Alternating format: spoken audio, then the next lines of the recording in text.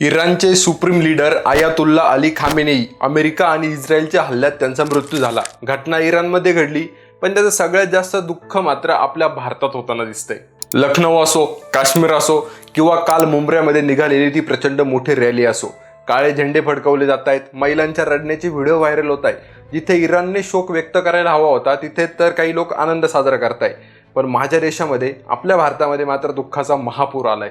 एक शोयर को धोखे से मार दिया, बात करने की बातें बनाता रहा, जंगी भेड़ों से डराता रहा, लेकिन वो हुसैनी खून था, वो डरा नहीं, वो झुका नहीं। नहीं, मेरा शेर था, शेर, कल भी शेर था, आज भी शेर। तुमच्या या दुःखाबद्दल मला काहीच म्हणायचं नाहीये, पण एक प्रश्न प्रत्येक सामान्य देशभक्ताला असा सतावतोय, जेव्हा मागच्या वर्षी पहलगाममध्ये भ्याड दहशतवादी हल्ला झाला तेव्हा असे काळे झेंडे का दिसले नाहीत कुठं?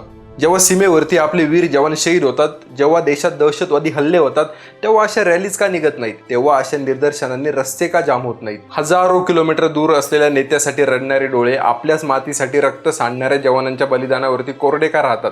श्रद्धा कोणावरतीही ठेवा, पण तुमची वेदना जर फक्त परकीय नेत्यांसाठी असेल आणि स्वतःच्या देशाच्या जखमांवरती तुम्ही मौन बाळगणार असाल, तर मग तुमची निष्ठा नक्की कोणाशी आहे? हा प्रश्न तर सर्वसामान्य भारतीयाला पडतोच।